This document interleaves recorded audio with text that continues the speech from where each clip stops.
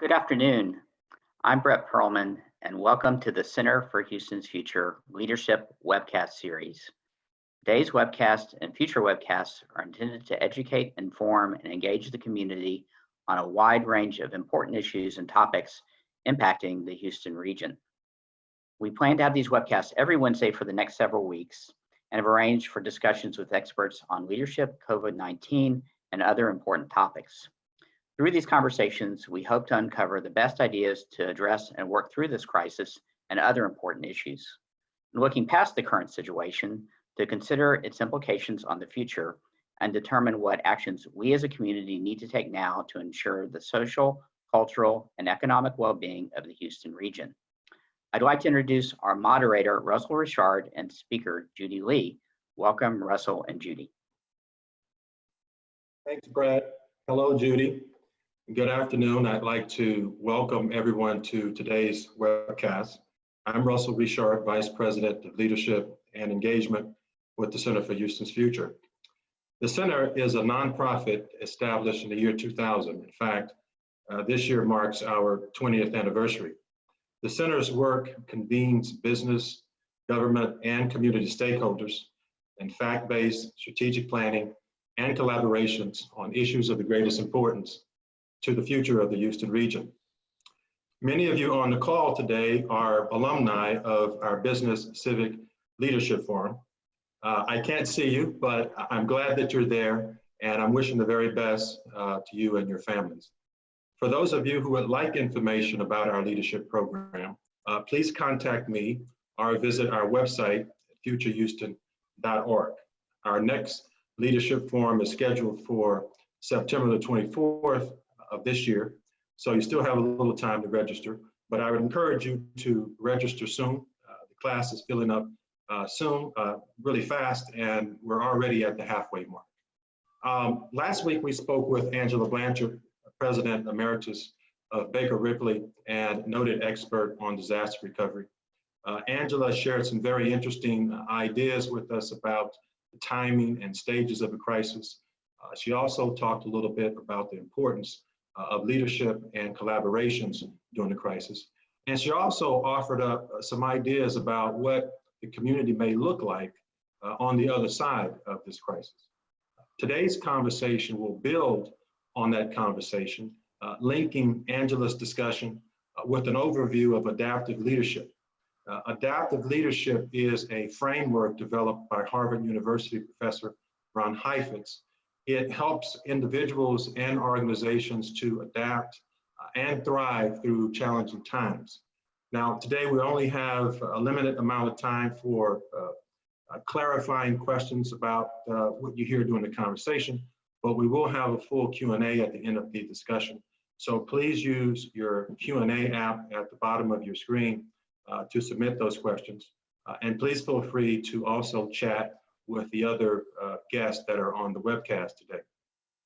My guest today is Judy Lee, President of TakeRoot Consulting, and she will show us how adaptive leadership principles can help us manage through these very uncertain times.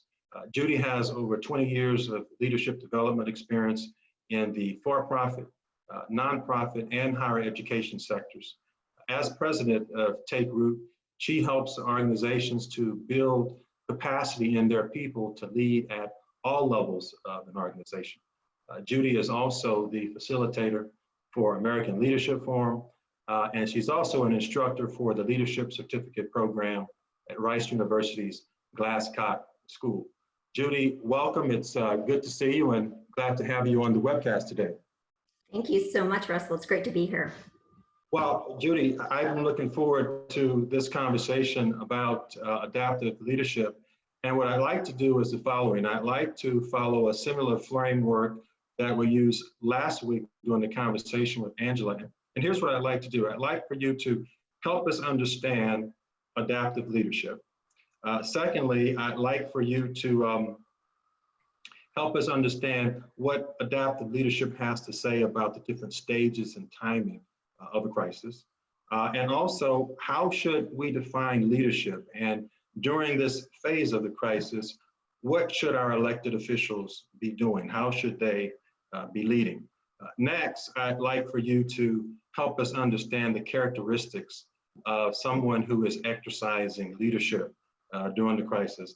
And lastly, help us understand this current crisis. What is it teaching us, and what changes might we be thinking about making, and at what point can we begin to implement some of those changes? And so that's the framework for the conversation today. So let's dive right in, Judy, and get to that first theme of what is adaptive leadership. Help us understand what is adaptive leadership and what makes it unique. Great, thank you, Russell. First of all, thank you for the Center for Houston's Future for having this webinar and hosting this series, which is such a timely and relevant topic, given what we're all collectively experiencing right now. And, you know, we're all disjointed and disconnected right now. And for this webinar, I'd like to give some semblance of connection and community. And so before I answer your first question, Russell, I'd love for all of you to go into the chat function and hit all participants, and just give me 1 to 5 words on how you're doing. Just do a quick check-in right now. How are you doing right now?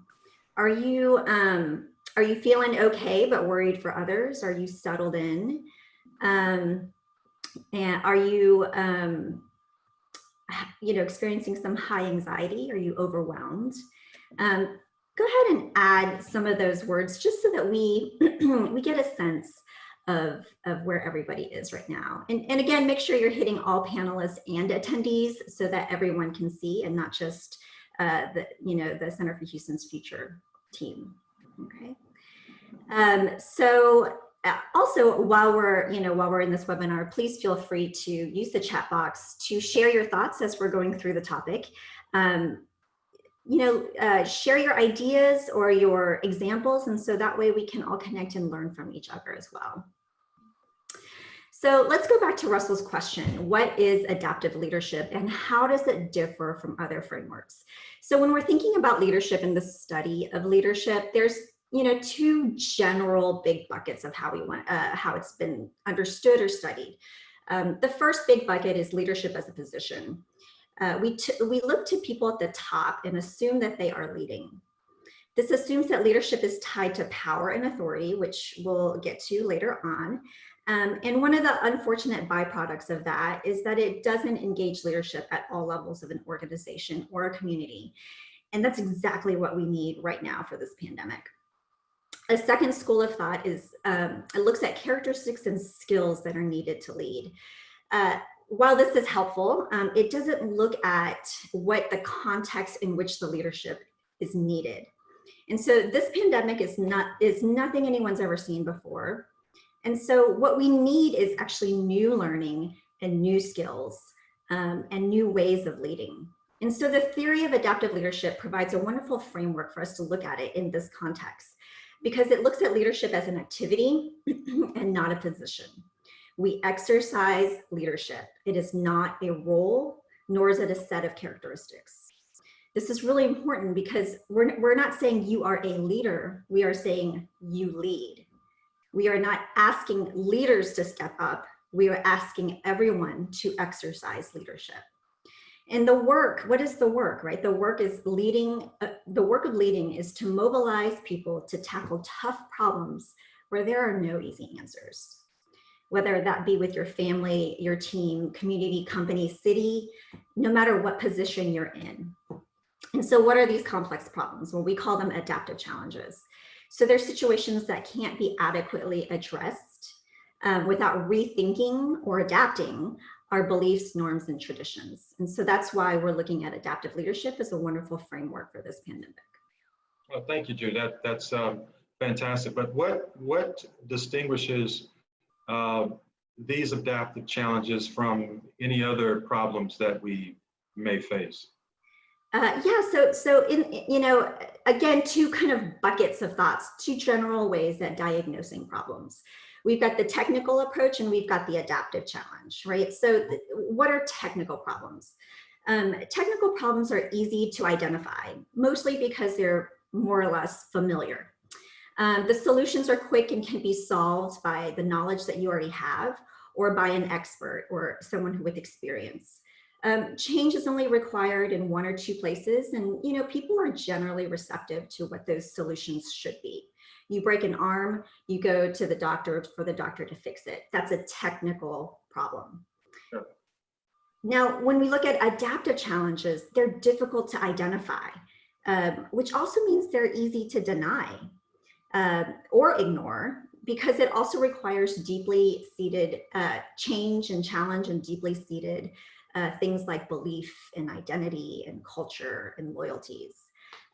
So when we think about addressing adaptive challenges, it creates tension and conflict because the solutions aren't obvious, the situation isn't certain, and we need to experiment, which doesn't guarantee success. And so a common mistake that we often make is we apply technical solutions to adaptive challenge. Let me give you a couple of examples, right?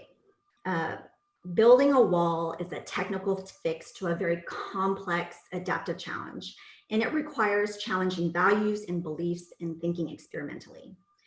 In the 80s, we had a war on drugs that gave the problem of drugs to law enforcement, which was the technical fix. But what we needed in that challenge was to also engage families, schools, churches, and communities to work together. So in this moment, we can give the director the directive to socially distance and shelter in place. Those are technical fixes. But the adaptive challenges is getting communities to actually do this, to experience pain points in service of something for the greater good. You can get groceries to the stores, which is a technical solution, but how do you change people's behavior and how they shop or if they hoard? You can do school from home with all sorts of technical solutions for that are proven. But how do you address the systemic inequalities that already exist in education? So there's a myriad of examples of technical solutions, but if we ignore the adaptive components of complex problems, our technical solutions won't work. So, Judy, what does adaptive leadership tell us about the different stages of the crisis, and what stage do you think we're in right now? Well, so we have this visual here, and if for those people who are familiar with the adaptive leadership framework, this graphic might look a little familiar. And so to start, let's look at the phases, which, by the way, aren't always linear, right? So we might be doing a little bit of hopping around with these phases. At the bottom of the graphic, we have the preparatory phase, which is firmly in the comfort zone. And then there's the emergency phase, which is kind of the crisis and chaos phase of this pandemic. And then there's this long tail, which is the adaptive phase. The squiggly line is the level of stress that systems experience. Interestingly, in the majority of my work pre-COVID-19, the challenge is to help people understand how to create more disequilibrium or heat or discomfort around a topic or an issue, to bring attention to it as an adaptive challenge and to drive change. There has to be a certain level of disequilibrium to bring about change. In this crisis, however, the external forces are creating too much disequilibrium. So in this emergency phase, the work is actually to bring down the heat to a productive level. So there's a need to stabilize the crisis before we can get to the adaptive phase. So, Judy, when I look at the chart here, and thank you for explaining, that was wonderful explanation of what we're looking at.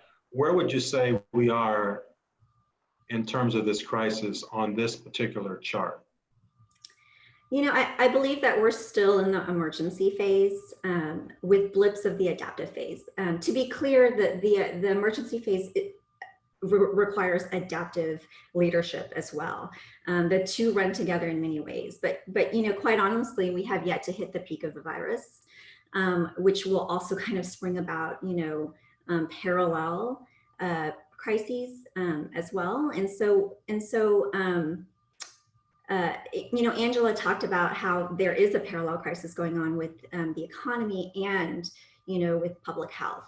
And so within the emergency phase, we're experiencing new ways of having to live, right? So we're requiring everybody to learn how to be at home, to help understand what this is that we're seeing that we've never seen before. And at the end of it, the losses that we're experiencing are very real and urgent. First and foremost, of course, there's the loss of life and health, but then, the trickle effect of the loss of jobs and relationships and education and opportunity. And so in the crisis phase, we're in reaction mode, right? We're reacting to stabilize and bring people down to productivity, right? It's a sprint phase. When we move into the adaptive, or as we dip our toe into the adaptive, that becomes the reaction or the response phase. And that's more of a marathon. Okay. Well, there's a lot going on in this chart, and I think this is a wonderful chart. Is there any other aspects of this crisis chart that you want to point out that we should maybe anticipate, or when we think about how we're moving forward, is there anything else that you can point out that will help us understand how we move forward? Yeah, what's really important about this is there's actually 3 zones here, right? You have that comfort zone in the bottom, and that's where we prefer to be, right? Not just as individuals, but as systems and society. We want to be in the comfort zone. That's why change is so hard. That's why systemic change is so hard. Systems want to stay here. This is where status quo lives. This is where norms live. And people want to stay here even when status quo and norms are no longer adequate, right? Or problematic or dysfunctional. It's what we know and it's what we're comfortable with. Above the comfort zone is a productive level of disequilibrium. This is the art of leadership. This is where we can bring enough attention to an issue around a problem that we want to make lasting change on. If we exit this zone too early, we get back to status quo. If there's too much heat and too much chaos, it's no longer productive because we're responding and reacting out of fear. And so in a crisis, we first must spring to act to help people stabilize so that we can move into the productive zone. And once we're in a productive zone, just like the pandemic, this pandemic is going to have a long tail, right? So it's not going to be a cut and dry situation.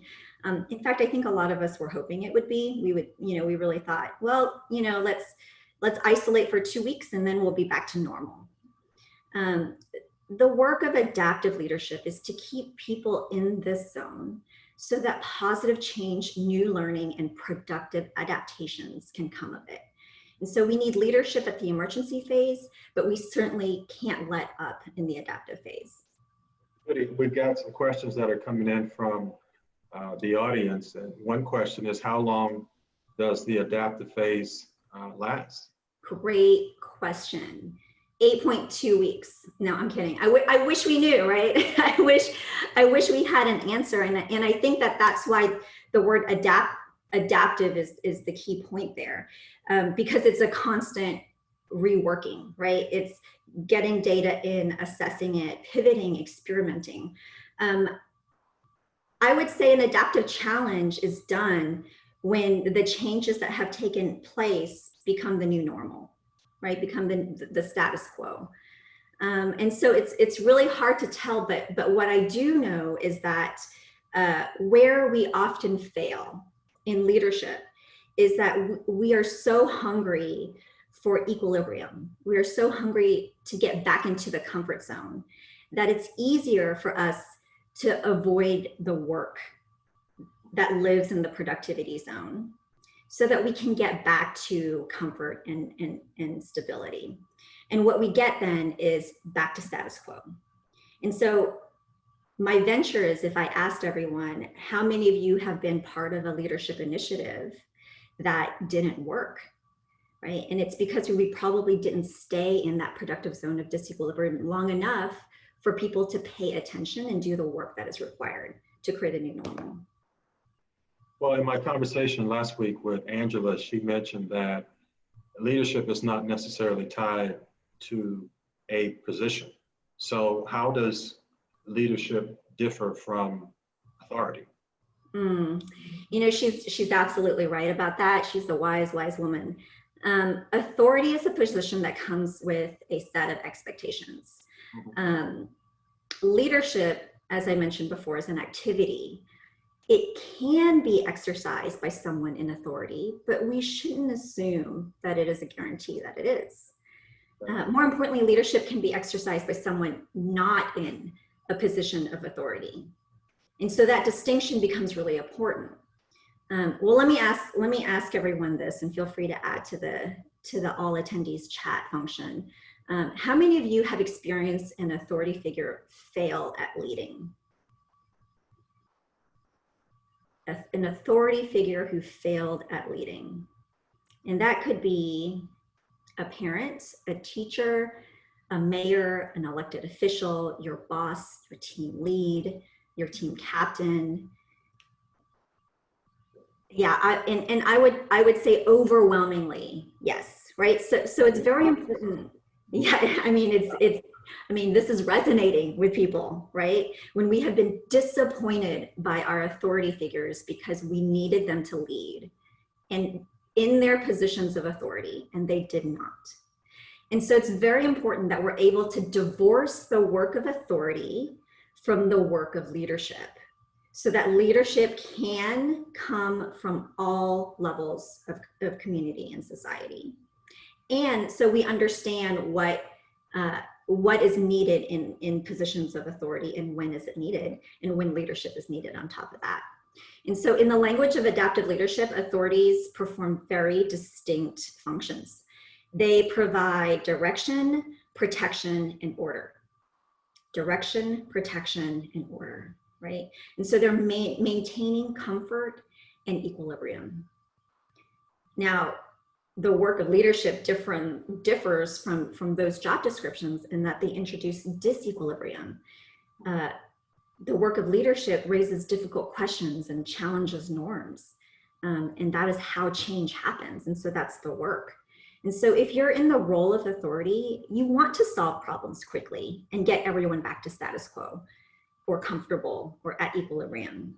However, with this pandemic, that just isn't possible.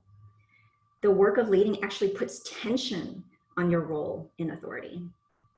So Judy, I don't want to put words in your mouth, but are you saying that those that we have considered leaders, for example, a mayor or a county judge, aren't actually leading, they're exercising authority? Yeah. So again, authority is a position that fulfills a social contract, right? And leading is an activity that challenges the present condition. And so those two conflict. It's important to know when to leverage your authority to make decisions, and then know that you need to exercise your leadership to mobilize people to confront a difficult reality. And so when we're talking about the mayor and the judge, you can look at the data and the facts and announce a shelter-in-place policy. They can do that because they have the power and authority to do that. However, mobilizing people to follow those policies and getting them to giving them collective responsibility, that requires leadership. And so, the work of authority is to make a decision and execute it. The work of leadership is to disperse the collective ownership and mobilize action. And so I'll give you a quick kind of case study that's happening right now. You've got the distinction between the Prime Minister of New Zealand and the Prime Minister of England. Prime Minister Jacinda Ardern has taken a tough early stance on social distancing, but the way in which she did it was she issued a directive for people to stay at home, but also freely acknowledged the challenges that would make for the country, the losses, the disruption, and the pain. She communicates with empathy and communication. She is responsive. She is transparent. In other words, she's providing direction during the chaos, but she's acknowledging that there's complexity and loss and providing meaning for that complexity and loss. when Prime Minister Boris Johnson announced the stay in shelter directive, he pre-recorded it. And so it was very much of a one-way communication.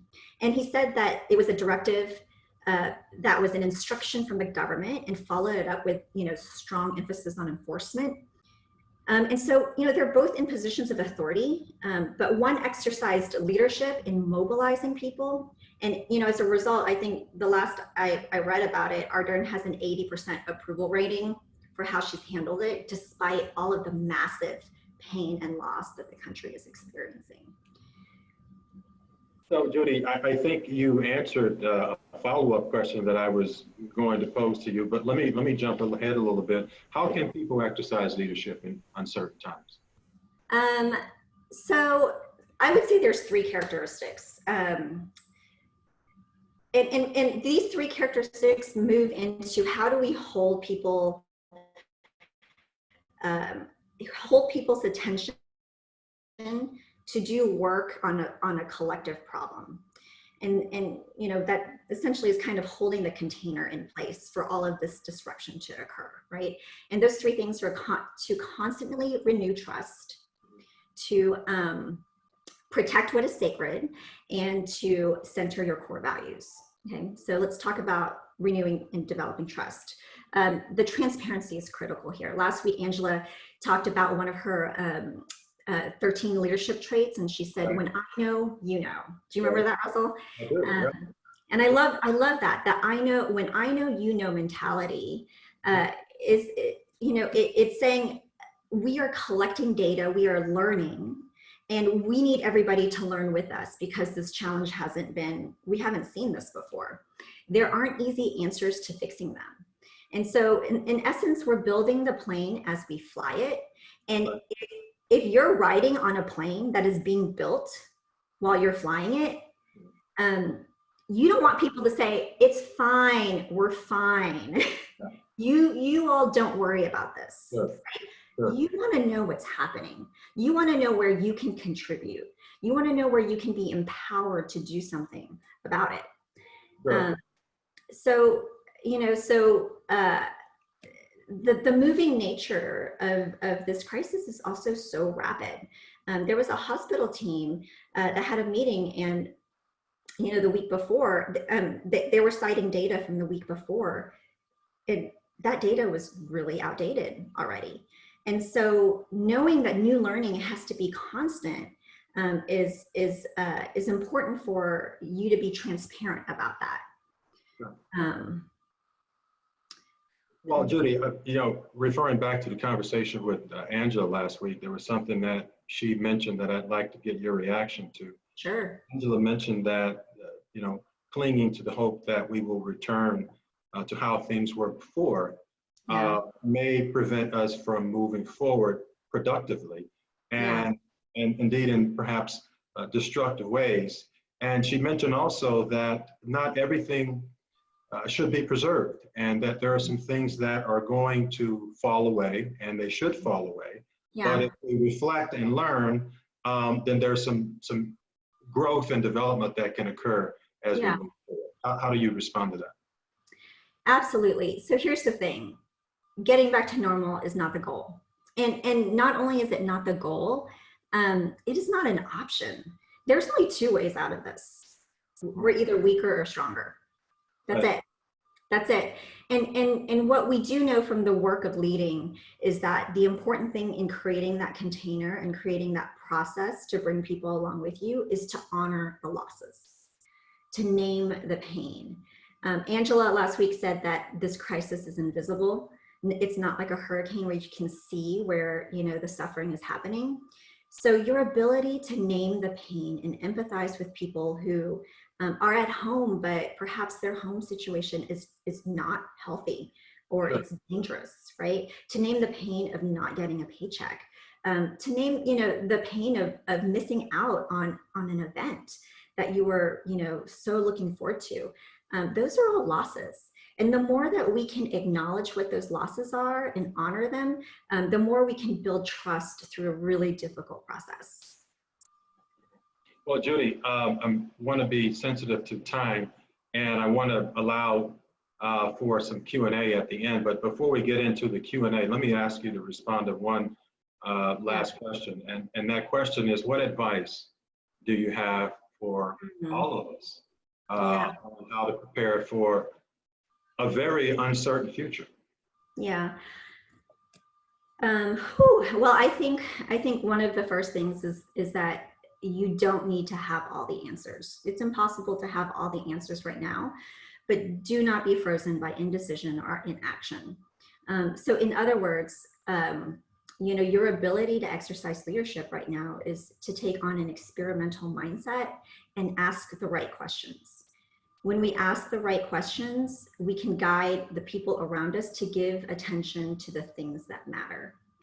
And so practice asking powerful questions that bring attention to what is most important. I would say that two really important things right now is imagination and empathy. You need to have imagination about the opportunities that exist. The time is right for innovation right now. The time is right for trying new ideas, to hearing voices from those who are often not heard or not in positions of power. And you know, the work of leadership right now is action through empathy. And then the final thing I would say is to center yourself, so that you are building resilience. Like I said, this thing is going to take a while, right? And so know where your sanctuaries are. Know how you can stay steady in the mess. Know how you can get to the productive zone versus, you know, the place of fear. And so when you can stay steady, the people around you can be steady with you. Judy, this has been a great conversation. Thank you so much. I want to pivot right now and get to some of the Q&A. My first question to you, Judy, is how can leadership muster community will and agreement to make substantial adaptive changes? You know, that's a great question, with so much unknown, right? And with so much changing. And so with all of the things that are changing, I think the work of leading is to center what is sacred, right? To be explicit about what is not changing.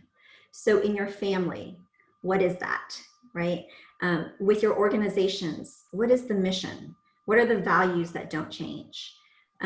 Within your communities, what is most important, right? Connectedness is the most important. That doesn't go away, but how we connect now can change. And so in the midst of all of these things that we're asking people to do to rework their lives, one of the things that we can do to bring community together is to mobilize everyone around what is most sacred and what needs protecting. With this pandemic, the thing that needs protecting right now is public health, right? Public health, that's it. Mm-hmm. So my next question, Judy, is it possible to over-communicate during a crisis? I think that there, you know, my gut reaction is no, but it does depend on how you're communicating, right? It depends on whether or not the communication results in a continual rebuilding of trust. You know, are you a cheerleader and not, you know, not disclosing information that people need to empower themselves on how they need to act or prepare or contribute, right? Are you, you know, kind of padding the details in a way that allows you and only you to be the one to fix the problems, right? This is not a problem that anybody in authority can fix. This is a problem that requires a collective responsibility and collective contribution. Judy, can you restate the 3 qualities of leadership? Yes. So build trust, protect what is sacred, and center on your core values. So centering on your core values, we didn't really talk too much about it, but you know, that goes in with like the things that make us who we are, right? The things that you want to say, this is where we want to anchor. How that happens will probably need to change. I'll give you a quick example. We all have, all of the kids are home now from school, right? So school has to change. I am not recreating the classroom in my house, and I am certainly not capable of recreating their teachers in my house, right? So all of those things have been upended. But what I can anchor to is the value of learning. And so I can anchor my kids to that. I can say, in this house, we value learning. How you learn is going to change. And I need you to decide what learning looks like for you if we value learning in this house. And so that's a quick example of how you center what is most important. So I've got questions that are coming in, so I want to get back to some of these questions. I think we're doing okay on time. My next question, Judy, is there a model for envisioning a better new normal? Is there a model for envisioning a better or new normal? Yeah.